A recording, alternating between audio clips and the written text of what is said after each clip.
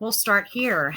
Oh, I especially like how the CDC calls your swindle, flu, Epstein, Borreliosis, AIDS, stacked fungus, and bacteria nanotubes. Rolling on the floor laughing. Well, let's see here. Influenza exploits tunneling nanotubes for cell-to-cell spread. Tunneling nanotubes, TNTs, represent a novel route of intercellular communication. While previous work has been shown that TNTs facilitate the exchange of viral or prion proteins from infected to naive cells, it's not clear whether the viral genome is also transferred via this mechanism, and further, whether transfer via this route can result in productive replication of the infectious agents in the recipient cell. Here we present evidence that lung epithelial cells are connected by TNTs, and in spite of the presence of neutralizing antibodies and an antiviral agent, influenza virus can exploit these networks to transfer viral proteins and genome from the infected to the naive cell, resulting in productive viral replication of the naive cells. These observations indicate that influenza virus can spread using these intercellular networks that connect epithelial cells, evading immune and antiviral defenses, and provide an explanation for the incidence of influenza infections even in influenza immune individuals and vaccine failures. So here you have where it talks about the cell-to-cell spread through the tunneling nanotubes of herpes virus. So I will put these links down below. Morgellons people are not allowed to have, because you know you're just delusional parasitosis crazy. And let's see what we have here. This links. You will find she continuously links back to this about the amyloid proteinopathy in bacteria building oligomeric pores, which means all vaccines, GMO fertilizer is infectious because you already have Epstein, Borreliosis, AIDS. Well, it appears they removed their miraculous video of spirochetal prion protein. It was called prions moving along in nanotubes. Let's see.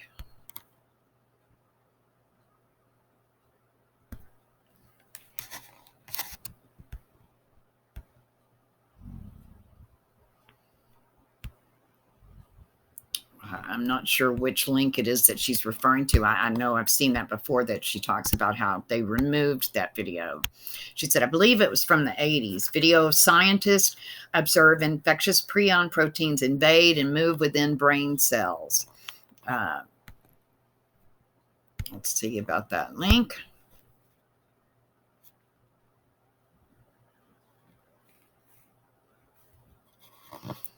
Okay, prion diseases. Why is the study of prion diseases a priority for NIAID?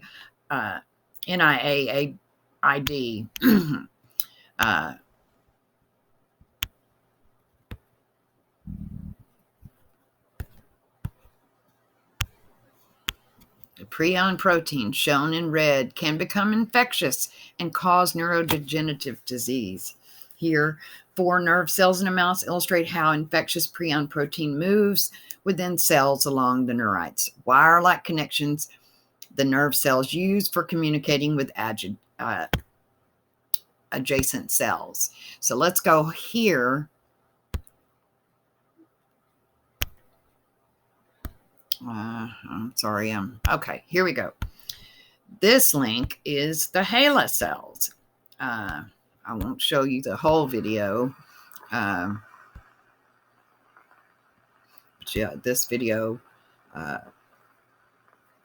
is living human cultures, cells in cultures. And these HeLa cells, Henrietta Lacks had syphilis. She had spirochetal disease. HeLa refers to the name of a patient who was operated for the treatment of. And I won't show the video because I don't want to get a strike. I don't know if it would be copyrighted or what have you. But in here, Patrick even has some comments on here for us. But I will put the link to this down there below, and you can watch the video yourselves. Which basically, I mean, they have been infecting everything for many, many years. The enemy lied to you Americans so much.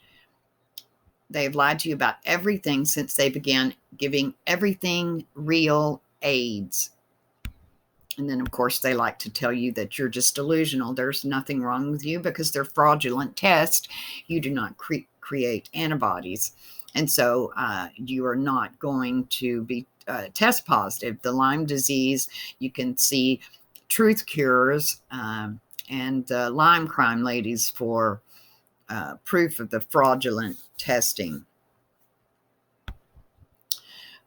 Here in 1988, evidence that DNA is present in abnormal tubulofilamentous structures found in scrapie. What is scrapie? It's the same thing as it's mad cow. It's chronic wasting disease. It's Alzheimer's. It's spirochetal disease.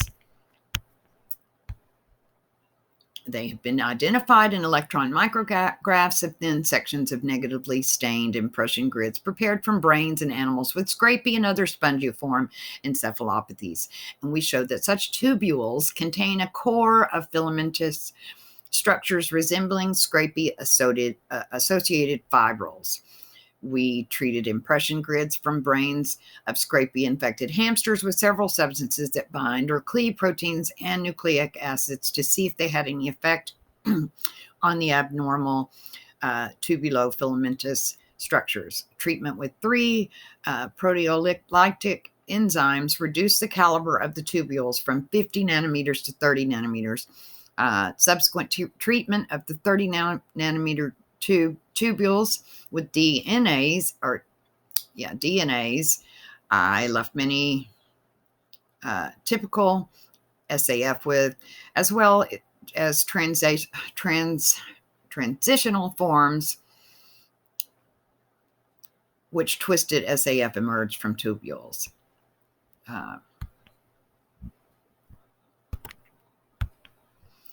Yeah, and you wonder why your nation is dying of real AIDS. Really?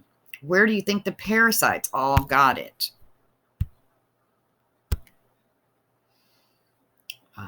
Possible roles of amyloids in malarial pathophysiology.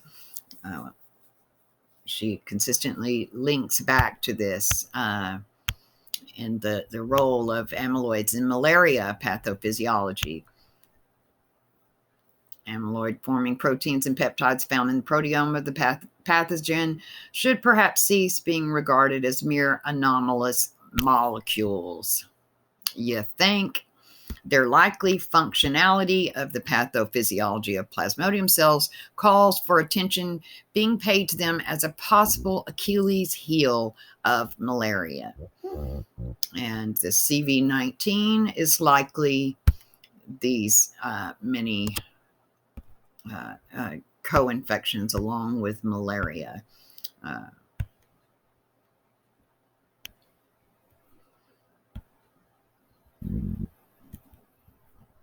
And why did the FDA not do their jobs? Because they all work for the enemy.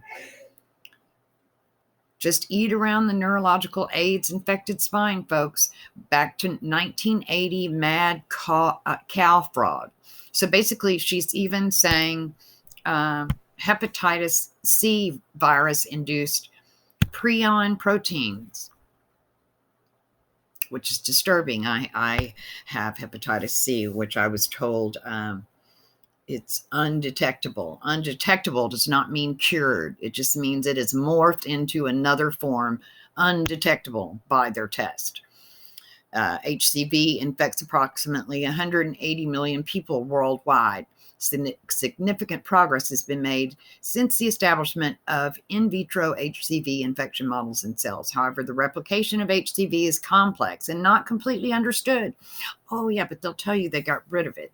Here we found the expression of host prion protein was induced in an HCV replication cell model. We then showed that increased PRP, prion protein expression, facilitates HCV, hepatitis C virus, genomic replication. Finally, we demonstrated that the RPK motif on the N-terminus of prion protein bound nucleic acids and facilitated hepatitis C virus genomic replication. Our results provided important insights into how viruses may harness cellular protein to achieve propagation. Again, I will leave all of these links below. Pictures help some people understand gene sharing stealth, growing in infinite antigen variation in fungal prion synergy. Let's see what kind of... it's just real cancer in your real AIDS, folks. There was an article that CDC confirms Morgellon is a real disease. Imagine that. My computer is going so slowly. Researchers at the Center for Disease Control and Prevention have confirmed that Morgellons is a real disease. And there are some, there you go. These are the fibers growing out of people's bodies. Fibers which under the microscope had a unique floral arrangement in colors of blue, red, green, white, some brightly fluorescent. Appears as root-like growths.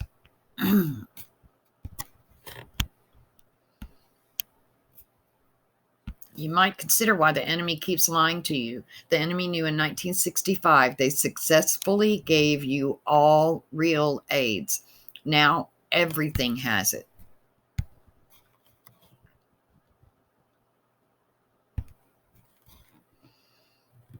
And there we go back again to the amyloid proteinopathy in bacteria, building oligomeric pores through lipid vesicles. Crazy stuff, huh? So, Epstein, Borreliosis, AIDS, stacked fungus and bacteria, nanotubes. They like to call them nanotubes. Tunneling nanotubes.